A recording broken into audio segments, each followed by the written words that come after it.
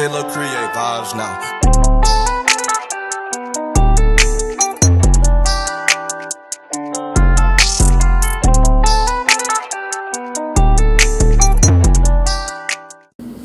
Welcome to another episode of the Get a Love Like Mine podcast.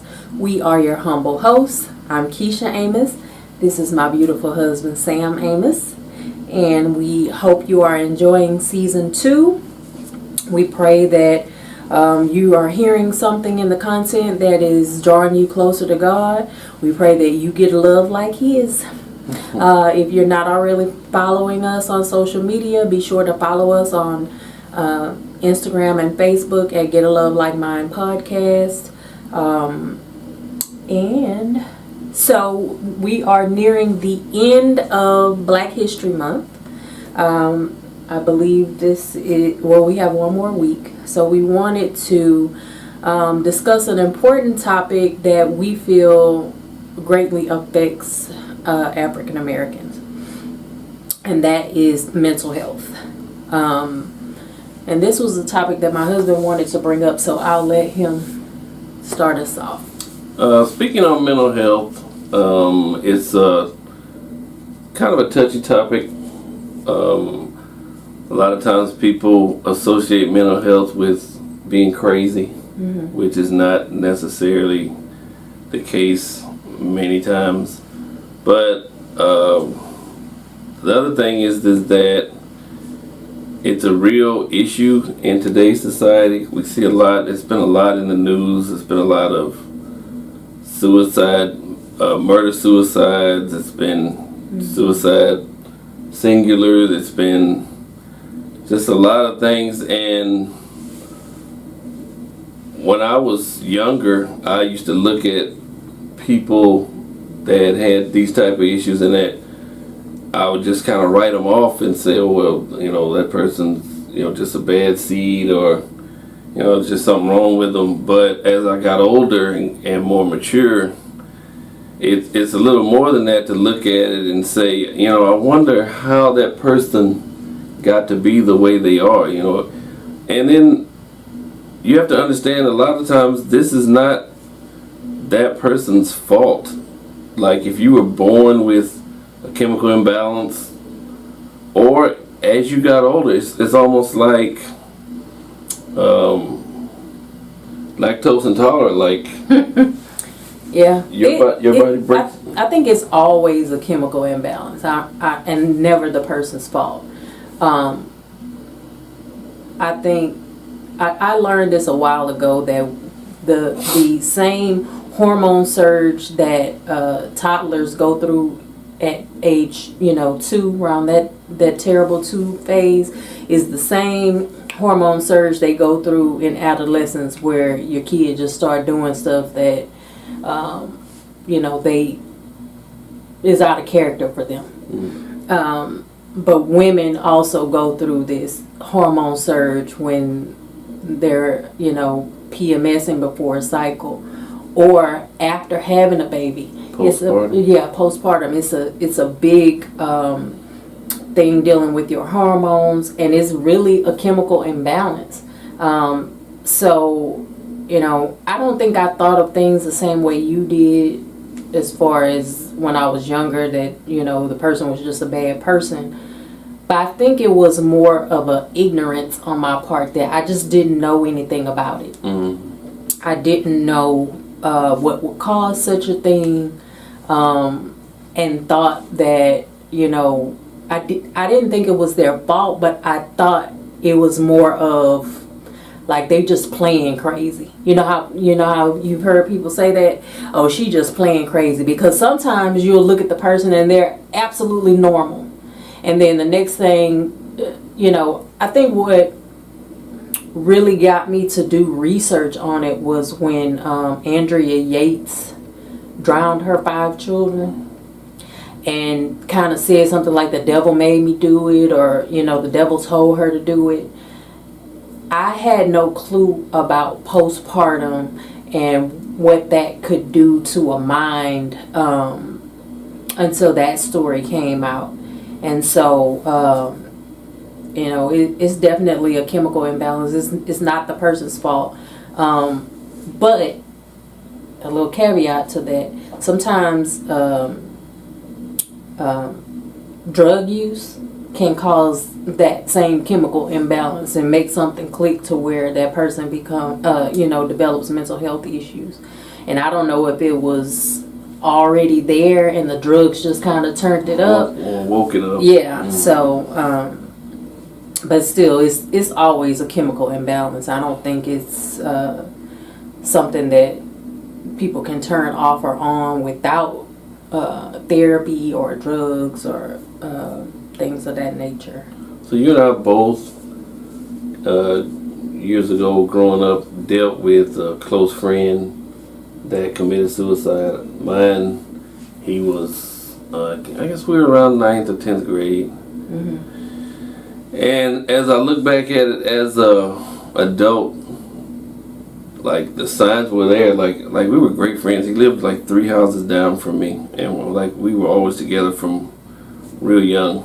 Mm-hmm. But as a adult, when I look back on it now, like all the signs were there.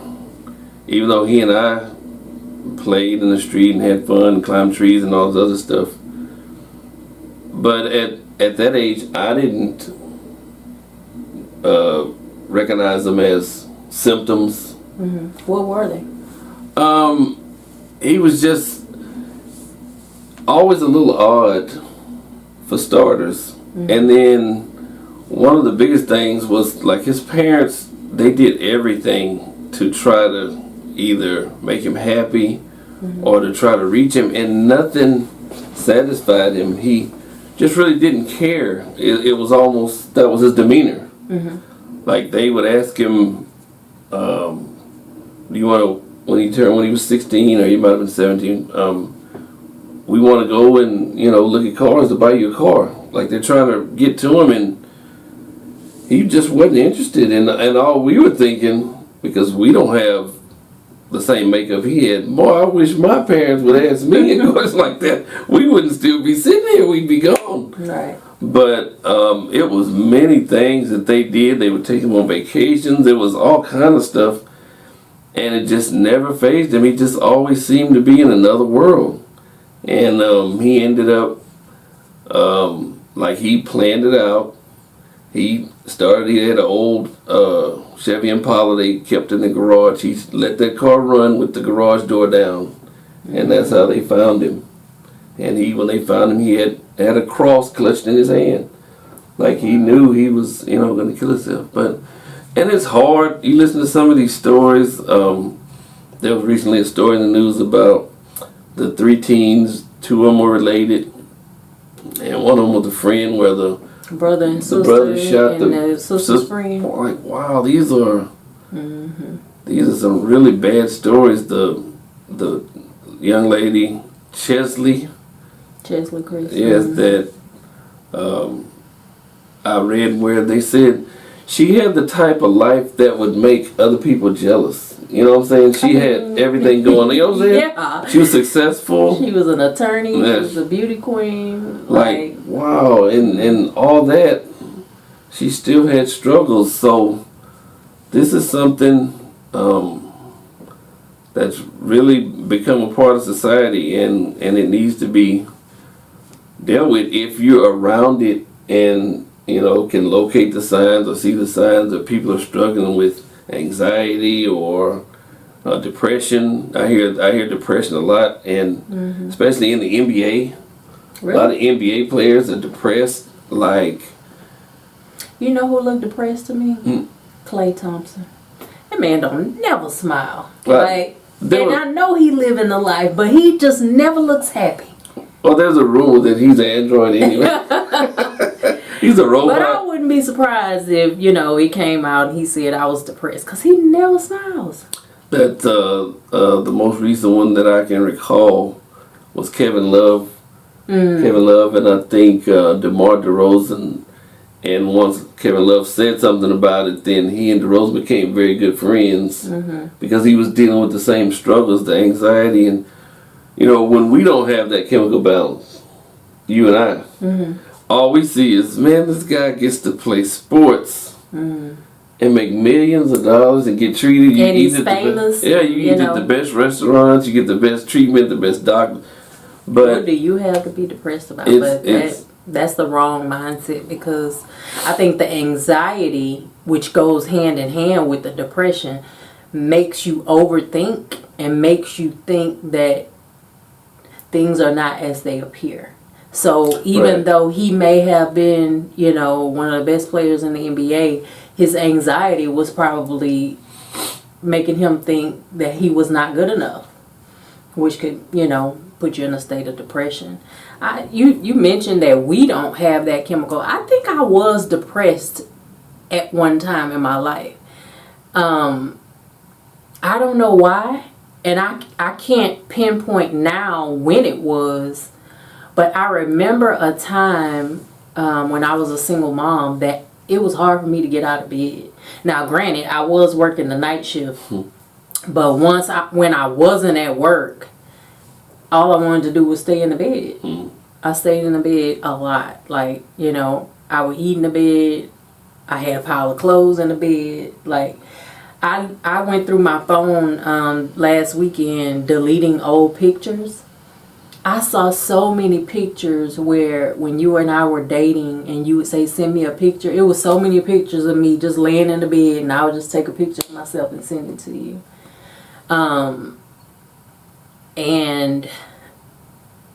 But I don't know what I was depressed about, but I do think I was depressed during that time, because now it's foreign to me to just lay in the bed all day. Like, I literally do not get in the bed until I'm ready to go to sleep. I don't just lay in the bed. Like, I'm up early, sometimes in bed early, but if I get in the bed early, it's because I'm going to sleep early. I don't just lay around in the bed all day. But like, that seems like seeing my daughter. My daughter is going through that. She just lays in the bed all day when she's not at work. And I don't know if she's like that because she saw me when I was doing it and she thinks that's the right thing. That's just what you're supposed to do. Or if she's depressed. I asked her and she said she's not, but I don't know. But that young lady, Chesley Christ, she, just the fact that I know she's an attorney, I know a lot of attorneys who deal with depression and anxiety. I think a part of the reason that I don't want to be a criminal defense attorney is because you literally have somebody's life and livelihood in your hands. And I think that can always cause you anxiety and worry and, things of that nature. But, just thinking she was a correspondent on E! She was an attorney. She was it Miss USA or Miss Universe? One of them. USA. Miss USA. And with just those three things, it's a lot of responsibility. And I God bless her family. Yeah, I couldn't imagine having to deal with that. They said she lived at the building. Mm-hmm. On the 9th floor, but she went up to the 29th floor. Oh, wow. She wanted to make sure. Yeah, it's just a bad story, but I mean, it's sad that no one was around to be able to reach out to help whatever she was dealing with. I remember Robin Williams, it shook a lot of people up trying to understand, like, how could this be this guy? He's just the happiest looking guy. He entertained so well, but there was just something on the inside of him that just wasn't right. So, hopefully, if you're around someone like that, please reach out to him or find a way to reach out to him, because, like I said in the beginning, a lot of people confuse mental health with, the person's, I don't want to be thought of as crazy to get help. And I think in the black community, not only do we think of them as crazy, if you seek help, that's when we really say, oh, she crazy. She's seeing a therapist? Oh, she for real crazy. Yeah. And it's like, that is not the right attitude to have.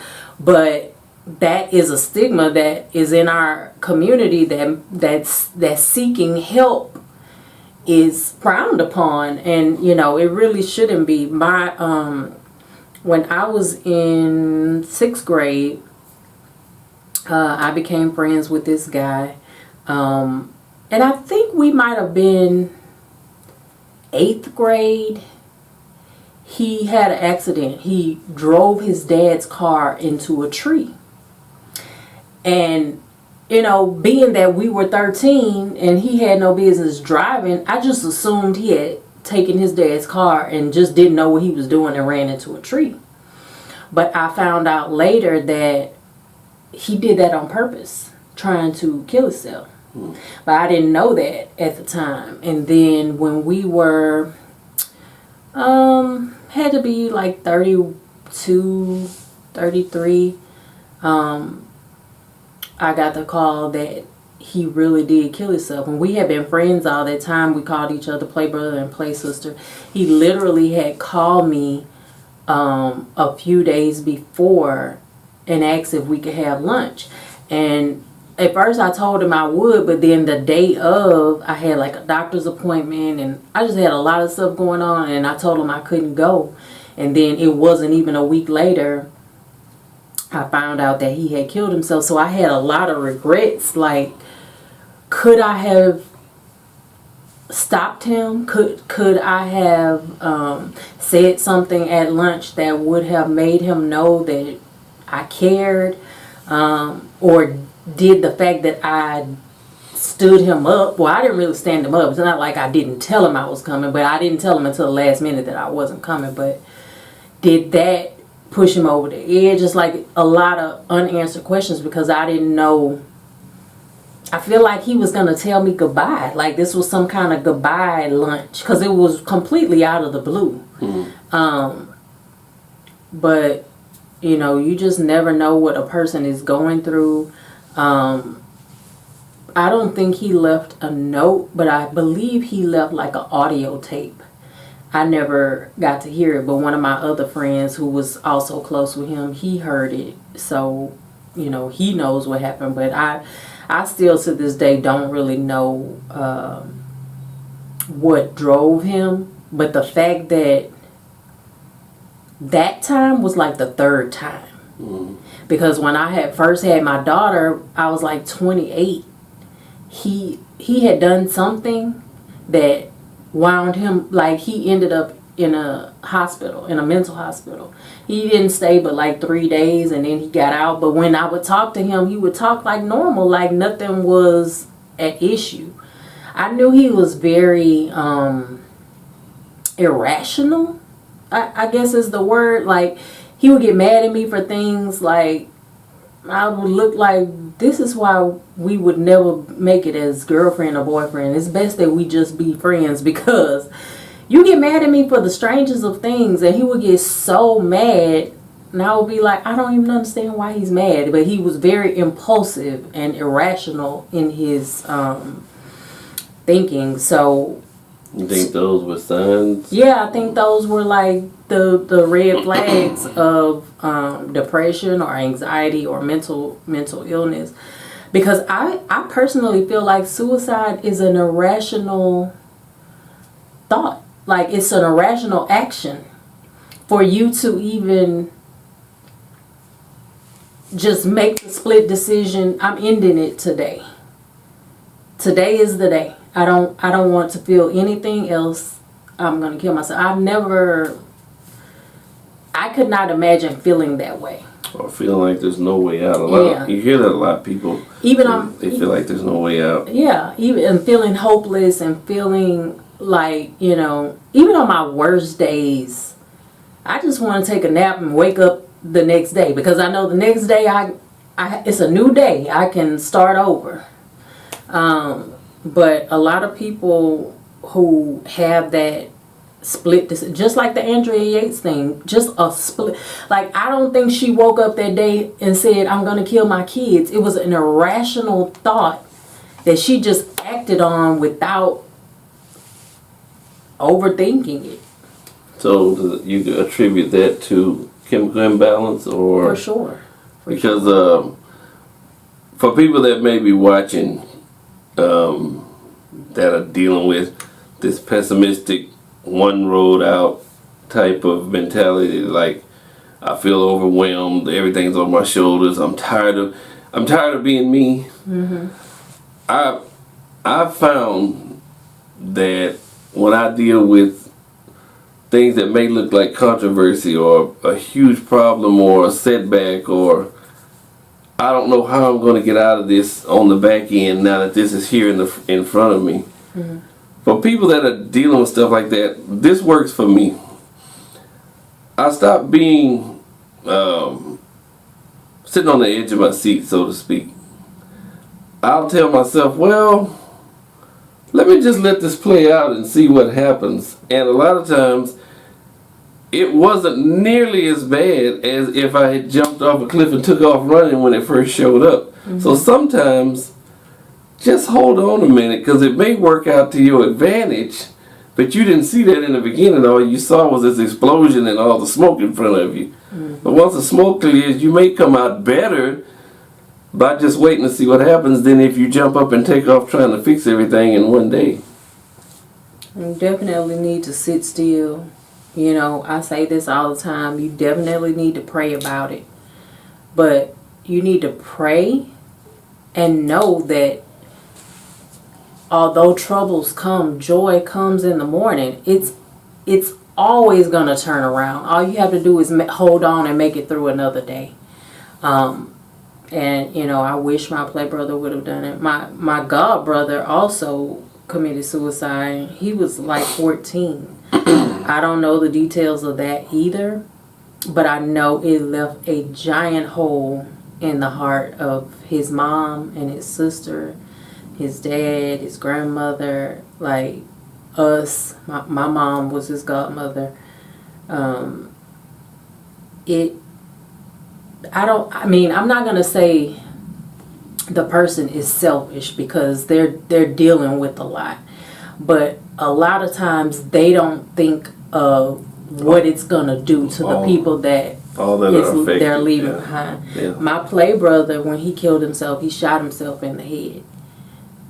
He was supposed to go on a business trip. So for the first few days, everyone just thought he was gone on the business trip. So it wasn't until they realized he didn't make it to the business trip that his dad went to his place. Can you imagine that image of your child, you know, having blown their brains out? Like, that is an image that you don't want to leave that image for your loved ones to have to find you that way. Mm-hmm. This girl, Chesley Christ, like, jumping from the 29th floor, you can only imagine the damage to her body when she hit the bottom. Like, yeah, I'm an overthinker, so I always play it all the way out.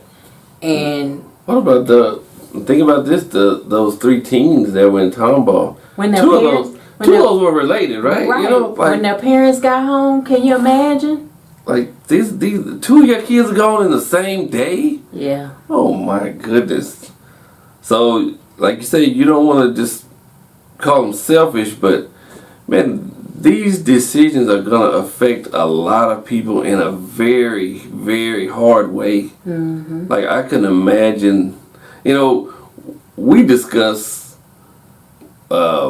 worrying about the police killing one of our kids. You know, we've discussed that, and you see that on the news, all the Trayvon Martin and Ahmaud Arbery. You can imagine that being your sibling, but could you imagine losing two kids in the same day? Like, oh my goodness, that's unreal. But we can only assume that there was some mental health issues for that teen to do what he did, to kill two, the sister's friend, and then... Every time there's a murder-suicide, I always think the person may not have started out thinking they were going to commit suicide. I think it's like an afterthought. Like, they see what they've done, and then that split decision say, oh no, I can't go to prison for this, or, you know, I can't believe I did this, I deserve to die too, you know. So But sometimes it's planned out. Sometimes the person knows they're gonna, they'll tell them beforehand, I'm gonna kill you and me too. And I mean, people do it, but it's like a split decision. Like I just could not imagine feeling that hopeless. But a lot of times, people with mental issues or who are going through depression and anxiety, they do like cries for help, and people don't respond in the proper way. In the black community, the first thing they tell you is to pray it away. Pray about it. And you should pray about it. But therapy is still an option. Like, God is with the therapist too. Sometimes maybe he created therapy for such a reason as this, because and taking medication too, it's an option. One of our daughters had come to me a few years back and said, she was having anxiety. And somebody had told her to just pray about it. And I'm like, well, that's a good idea, but you still need to talk to somebody. And I think she was attempting to talk to me, but I'm like, I'm not a professional, but I can put you in contact with somebody. And I think that's always a good option. Talking to someone that you don't know, that you don't think is judging you. Sometimes talking to your parents, you can't be as honest as you would with a stranger. Because the parents have a different level of worry. Mm-hmm. And especially if you're an overthinker, which I think any good parent would be. You just don't want that to happen to your kids. Right. But dealing with that, because in our community, it's already one of those things where we don't even like to go to the doctor to get a checkup. Oh, for sure. So to go a step further and to get mental health help is like almost, it would have to be a secret. Nobody wants to go. But we have to understand mental health issues, they can come just like high blood pressure. Mm-hmm. Like it runs in your family, and you don't have a problem getting that prescription for your high blood pressure, right? This is something that you inherited. It came from your family, genes, or however it got to you. Mm-hmm. But just like you take that little pill for high blood pressure and go about your business, you need to look at mental health the exact same way. It's not your fault you have a chemical imbalance. Our bodies are not perfect, but if there's an issue here and you can't control it, mm-hmm. and that's another thing, some folks don't want to admit, I can't control it. Everybody wants to feel or act like they're in so much control, but really you aren't. And things just get the best of you sometimes, but you have to do what you can to alleviate those problems within yourself. And I think the first thing is acknowledging that there's something wrong here. Yeah. I think Kanye West is a prime example of what you're speaking of, because it is clear to the world that he has some mental health issues, but because he has those moments of coherent thought, and he's this quote unquote musical genius, people feel like he's playing crazy instead of suffering from mental health issues. But I've heard him on more than one occasion say he does not want to take medication for his mental health issues, and he feels like people try to label him with the mental health label to discredit him, demean him. Yeah. And so which I get that, because calling somebody crazy does discredit them, Mm-hmm.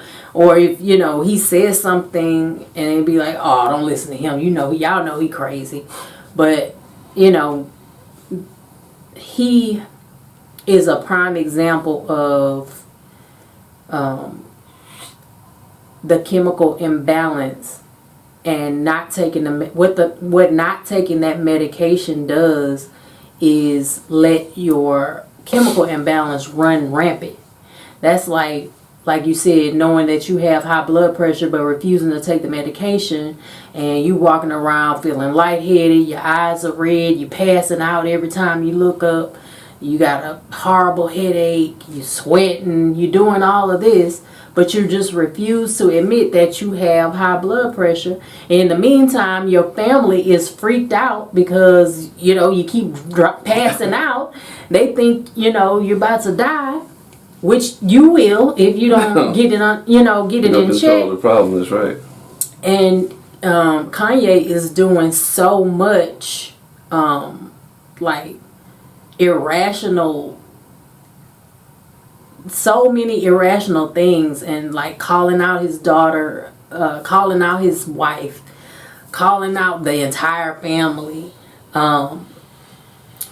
It's just a lot. I'm really sick of seeing it. I'm watching because it's just out there for the world to see. But I mean, I really wish that he would get a hold of his mental health. Because of the fact that he's going through a nasty divorce, and me being a divorce attorney, I can see his wife being able to use these things that he's doing against him.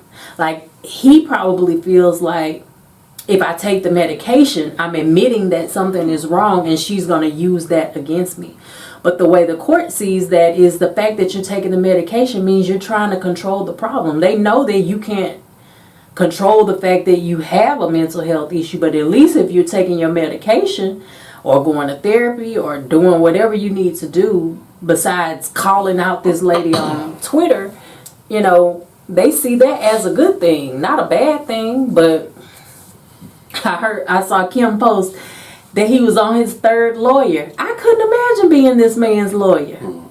Because you tell your clients don't post on social media, and he is having a field day on social media. So, but he definitely is one that needs to take his medication and is refusing to do so. Let me throw this little piece in here since we're on the subject. It's kind of a little off from mental health, but it's on medication. I have a coworker that we're going to talk about vaccines just for a second. Okay. Didn't want to take a vaccine, right? Mm-hmm. And he caught COVID, and it floored him. He was in the hospital for 2 weeks. Mm-hmm. We didn't see him. Nobody knew where he was. It was one of those deathbed type. That's what was going on. Can't breathe. He couldn't breathe. Walk from here to from here to that camera right there. He was out of breath. So his excuse for not taking the vaccine, I'm not trying to tell people to get your shot. Hey, you're grown, you do what you want to do, but don't use this excuse. Do not say, I don't know what's in that. I don't know what's in it. Because you take aspirin, ibuprofen, Advil, you go get high blood pressure. All these medications, even to get some Bengay off the shelf. Guess what? You don't know what's in it. You don't know what's in it. You don't know what's in the Bengay. You don't know what's in the Advil. You wasn't standing there when they made it. And even if you were sitting there watching them make it, you don't know what you're looking at. Mm-hmm. You don't know what's in nothing. And this man almost died because he didn't want to get a shot. So now that he's recovering, he's doing a lot better than he was. Mm-hmm. He still hadn't come back to work. Guess what? He wants the shot now. Let me get one of them. Matter of fact, give me 2 of them. Well, you didn't know what was in it and you almost died, so now I guess you got a little smarter. Because he didn't know what was in that COVID either. Shoot. Yeah. I've heard complaints, though, of people who are taking medication for mental health issues. Whether it's bipolar disorder or schizophrenia. They said the medication makes them feel cloudy, like they can't focus and not like themselves. And then you read the fine print on all the medication, and the medication, like the antidepressants, will tell you if you're having suicidal thoughts, stop taking it. It's like, why would you even give me medicine if you know I'm already suffering with depression and anxiety? Why would you even give me medicine that might give me suicidal thoughts? So, I know it's hit or miss with the medicine, because some people take it and, it does them well. It's body chemistry. Right. What I take for a headache may not make yours go away. Mm-hmm. And what you take may not make my headache go away. So everybody's body. But a lot of people, like we say, black people, we don't want to seek help for mental health issues. And if we begrudgingly go and seek help and they give us medicine that makes us feel that way, whereas normally if you got medication that you knew you needed and it made you feel a certain way, you tell the doctor, hey, this medicine or this dosage of the medicine is not working for me, and they'll adjust your dosage, or they'll give you a similar medication that kind of treats the same thing. Right. But because you already didn't want to go get help and they gave you this medicine that made you feel this way, then you just use that as an excuse. Well, I'm not taking that medicine because, it makes me feel this way, instead of going back to the doctor to, have them adjust the dosage or prescribe a different one. But the main thing is just get help. At least give it a try. At least give it a try to feel like your old self again. Mm-hmm. Because it's possible a lot of people just feel like, oh, I'm just going to have this the rest of my life, and I'm not going to feel like myself on this day and that day. Or maybe they're like me and they didn't even realize they were depressed. But I think anytime you have a thought of ending your life or feeling so hopeless that you will consider suicide, that's not normal. That's not normal, and that is a time when you need to really seek help. Please. And then those on the outside looking in, if someone is crying out to you, if you see like a significant fluctuation in that person's weight, like either they gained a bunch of weight or they lost a bunch of weight, or they get withdrawn and they no longer want to hang out, or they don't show up at family gatherings, and they don't answer the phone when you call. Anything that's out of character, you really should check on your people, and don't tell them things like, oh, you just need to get up, or just get dressed, you'll be okay, or oh, just go to church, you'll be okay. Yeah, going to church will probably make you feel good for the day, but I've heard people say that with their depression, just getting out of bed to shower is almost impossible. So there was a guy that used to work with me. Every time I saw him, he was smiling, and the first thing he would say when he saw me was, one day at a time, one day at a time. And I used to think it was so weird when he would do that, but now as I'm older, that was 20 years ago when I started there, one day at a time that's the mantra. Because just like I said earlier, if you are having your worst day, tomorrow will be better. You have to think it can't get much worse than this. But giving up, that just shouldn't be an option. Because it can always get better. Like my husband said, when the smoke clears, whatever happened could have been for the best. But you won't know if you're not around to see it. But like I said, look out for your friends, for your family, anybody that's showing signs of like irrational behavior or illogical behavior, or they're just doing things that are out of character for them. Pay attention to those signs and talk to them, and let them know that you wouldn't think any worse of them if they sought help. And there's so many ways to get therapy nowadays. Like, you don't even have to get up and go to a therapist. There's this, and this is not an ad for them because they don't sponsor this podcast, but I see them all the time in my ads. I think it's called BetterHelp, where you can get therapy online. But a lot of other therapists are offering, since COVID, they're offering their services online on Zoom. So, just consider reaching out and helping seeking to get help from someone. Just talking to somebody that won't judge you, doesn't know you, I think it can make a world of difference. So, before we get to Ask the Amos, let me quote Steve Harvey. So I used to listen to his morning show all the time when I was at work. Praying is good, yes, but always remember faith without works.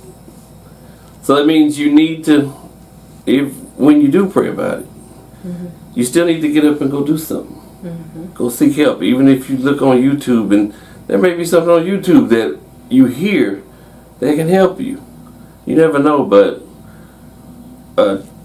just seek help and, start moving towards doing better. Don't just let it manifest and then it gets so big, or you think it's so big that you can't get out of it. You mentioned that your friend, when he committed suicide by the carbon monoxide, that he died holding a cross.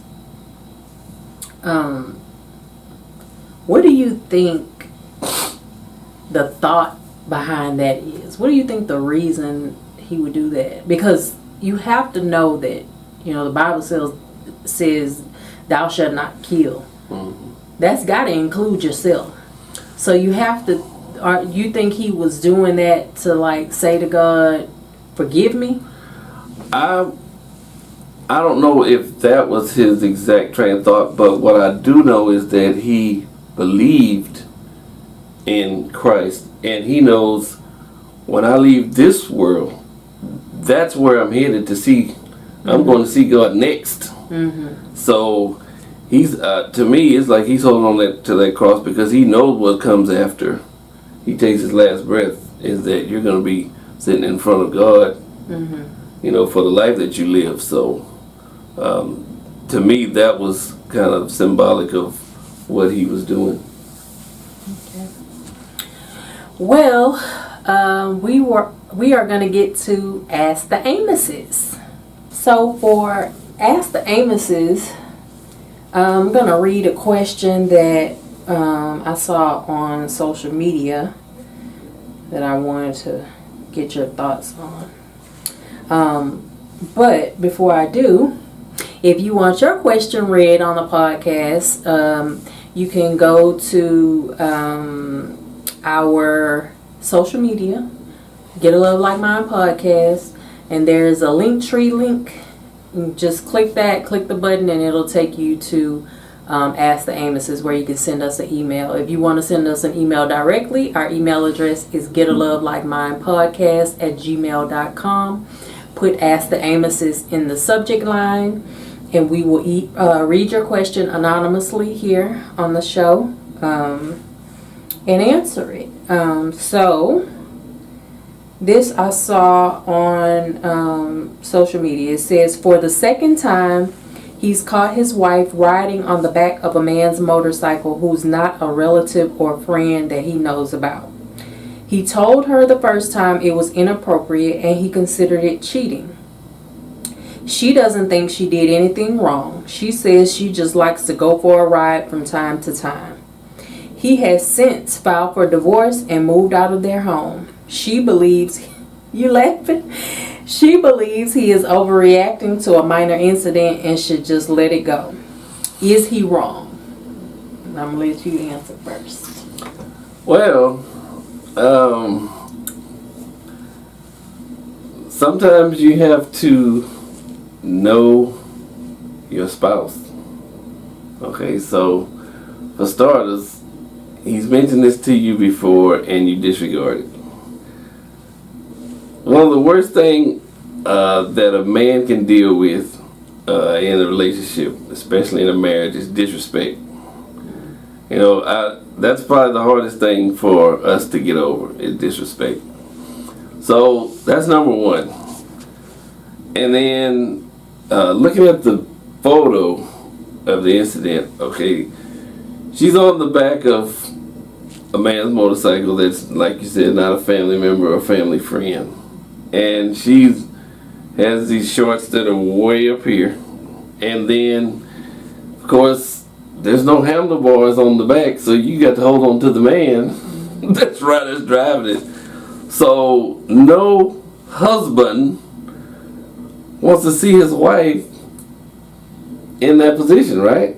Like that's a bad look. Now, if it happened once already and we discussed it, is he overreacting? Possibly. I don't know if I wouldn't say that constitutes divorce, but clearly we need to come to an understanding, and I mean fast, because that don't look good. And you know, if you like riding motorcycles that much, you might need to look into getting you one. But jumping on the back of another man's motorcycle, what message are you sending that guy that's riding that motorcycle? Huh? As it's already bad enough the message you send to your husband, but the message you're giving to the guy that's actually controlling the motorcycle. I mean, I work with guys that ride motorcycles. They have a field day with women that want to ride. Hey, that means, hey, you done let your guard down. You let your guard down the minute you spread your legs to get on the back of it. Because that, just the physicality of it, the fact that your legs are open and your private part is pressed up against this other man's back. All the parts, not just the bottom, but the top too. The top too. And then your arms are holding on to it. And it just, and you know, anytime you see somebody riding a motorcycle and it's a man and a woman, you automatically assume they're together. Because one thing you don't see, or I've never seen, is two men riding a motorcycle with a man behind another man, you know. And they weren't together in a relationship. Right. I've never seen that. But even when the message said somebody that they didn't, that wasn't a relative or a family friend, I can't see one of your friends coming over here and they're on a motorcycle and I want to ride. Like, ooh. And I'm going to jump on the back and push all my body parts around your friend. Even though your friend might be married, like I would be looking at his wife like, surely she don't want all this. This don't look good. Hugging on her man. Yeah, like it just because I want to go for a ride. At no time does it look good. Stranger or somebody you know. Right. Even like my brother. My brother has a motorcycle. I wouldn't, and he my brother. Like I still wouldn't. That position to me is reserved for that person's spouse or significant other. Like if I had to get on my brother's bike, I would say, let my husband drive and let me sit behind my husband, or let me ride by myself. But since I don't know how to, I wouldn't even want to go for a ride. I first of all don't even like motorcycles. I don't want to ride on the back of motorcycles. I barely want to ride a bicycle. But to me, he is overreacting by divorcing her and moving out. But I think what he's trying to do is send a message of how important this is to him. The fact that he's told her he considers it cheating and she's disregarding what he's saying, maybe that's the reason he's going as far as he is. It might not be just be about the bike. It may be about the fact that she does not respect his feelings. And I mean, I don't think it's cheating to ride on the back of somebody's bicycle, but it is inappropriate. It's kind of like if I go to the grocery store and the man sacking the groceries, I'm like, ooh, you sure are handsome. You know, it's inappropriate, but I didn't cheat on my husband because I said that. I wouldn't do it if my husband was right there. And apparently she would ride on the back of this motorcycle if her husband was there. So it's a matter of respect. And I feel like maybe it's more to it than just the bicycle. It's, like I said, her complete disregard for his feelings, the disrespect, the fact that he was, it's hard for men to express what they're actually feeling. And the fact that he actually expressed it to her and she just said, "Oh, you overreacting," and did it anyway. She just really liked the motorcycle. But let's take it a step further. Let's focus on the guy that owns the motorcycle now. Oh, yeah. So, here this guy is. Let's just assume he is attracted to the way she looks and is built, right? Mm-hmm. So, she asked, "Can she ride? Can you take me for a ride?" However, she ended up on the back. Mm-hmm. He says, "Sure, jump on." She jumps on, gets in the compromising position that the husband don't like, that we say deemed as inappropriate. And he takes her for a ride, and then when they get back, of course, he likes the way she looks. So, what's the very next thing? Of course, he's going to ask, "Can I get your phone number?" before she walks away, right? Right. So, if she snaps and says, "Hell no," you just sent a mixed signal to this guy. Mm-hmm. Like, you done had all your body pressed up against me, and it means something to that guy that's riding. We've seen guys that if you just spoke to him a little extra, it meant something. Right.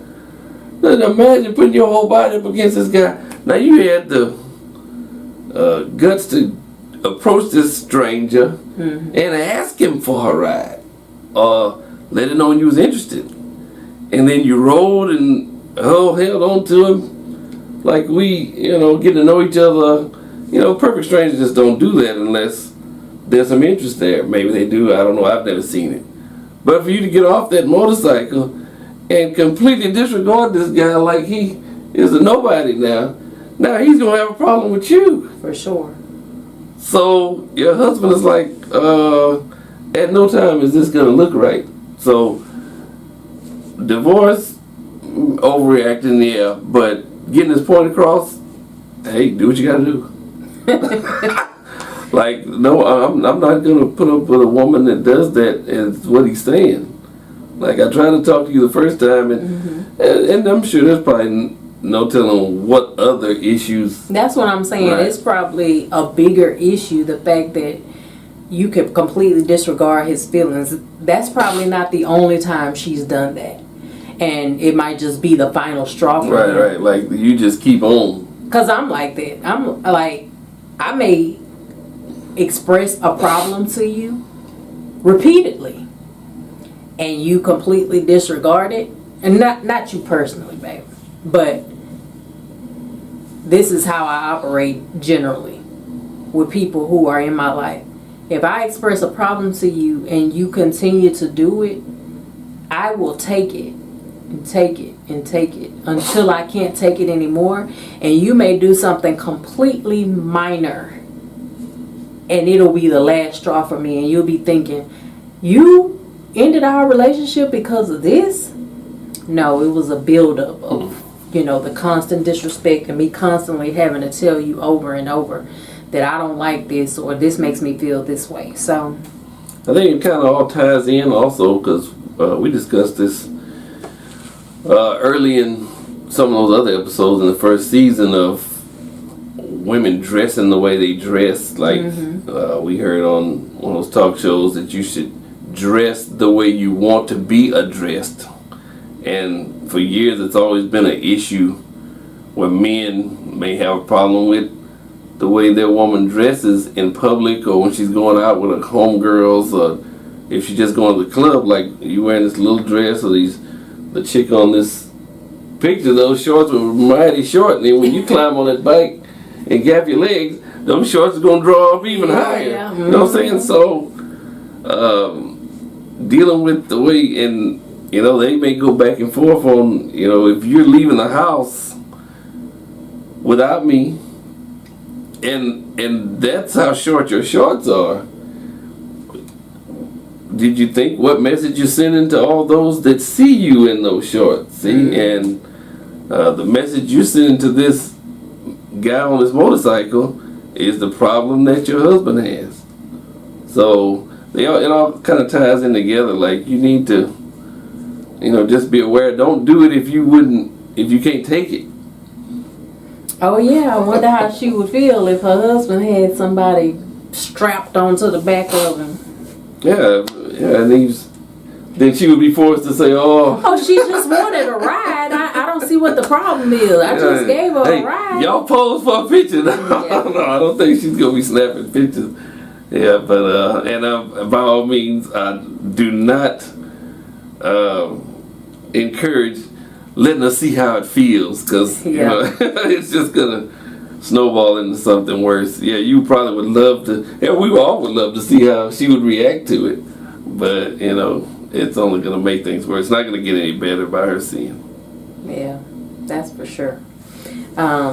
Well, this has been another great episode.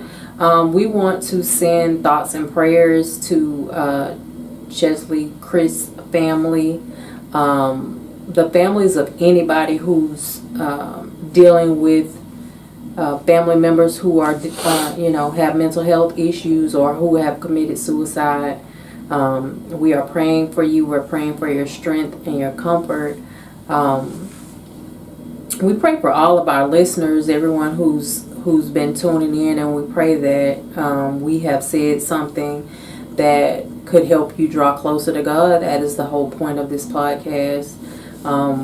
So we pray that you have a good week, and we will see you next week. Happy Sunday.